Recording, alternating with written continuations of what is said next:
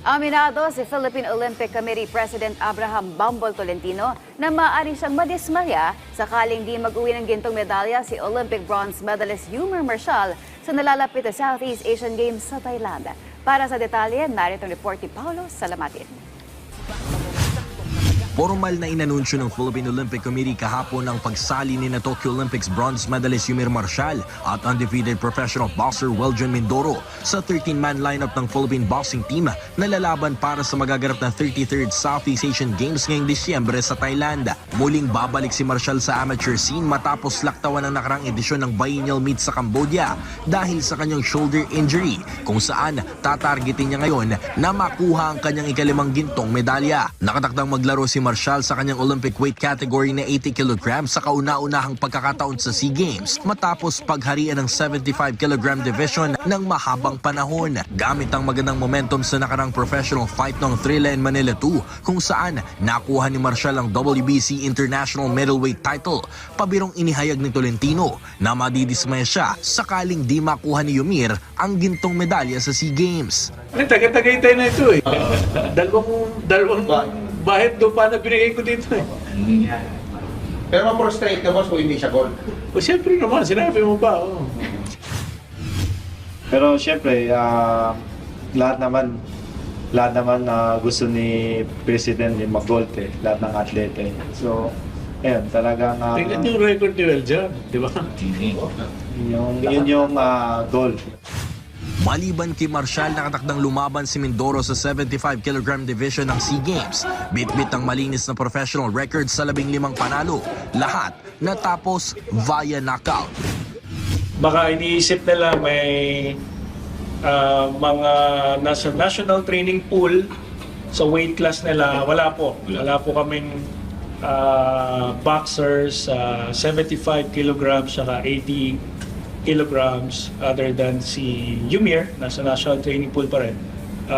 But si Weljon, wala naman siyang talaga na replace na currently training sa national team. So kaya it was a relatively easy decision to put him in the lineup, no? Pero kung ang usapan dito tipong mga 57 kilograms, nako, medyo 54 kilograms yan, ako, mga box office yan. So I don't think magiging madali yon. So dadaan din talaga sila dun sa usual selection process namin, which will be a series of box offs.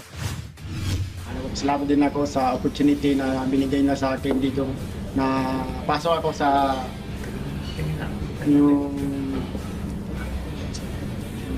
SEA Games ngayon laban at isa din akong napili sa kanila. Salamat talaga ako.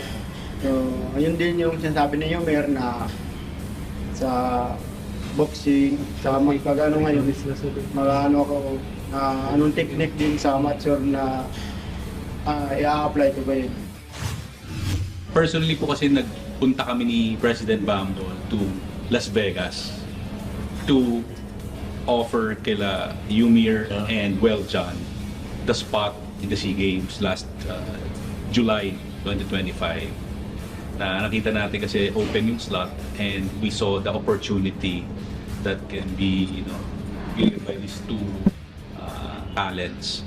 And during our final confirmation with the stables and coaches, ito po yung magandang may quote natin na nanggaling naman po sa kanilang dalawa na sabi nila na there is no financial offer that can be compared in terms of representing the country. So we're very grateful to them for fighting for our country. Nasa kabuuang 17 gintong medalya ang nakataya sa boxing event ng SEA Games, kabilang ang 9 sa mga lalaki at 8 sa mga babae. Makakasama ni na Marshall at Mindoro sa men's team sina J. Brian Baricuatro para sa 48 kg class, Marvin Tabamo sa 51 kg, Flint Hara sa 54 kg, Ian Clark Bautista at Jun Milardo Ogaire para sa 57 at 60 kg division. Sa women's team, pangungunahan ito ng mga Olympic medalists na sina Nesty Petesio at Ira Villegas para sa 60 60 at 50 kilogram class. Kasama sina Ofelia Magno sa 48 kilograms, Claudine Veloso sa 54 kilograms at Riza Pasuit para sa 57 kilogram category. Inanunsyo rin ni Association of Boxing Alliances in the Philippines Secretary General Marcos Manalo na hindi na muna makakapaglaro ngayong edisyon ng SEA Games ang isa pang pambato ng bansa at Olympian boxer na si Carlo Paalam. Paulo Salamatin para sa Atletang Pilipino para sa Bagong Pilipinas.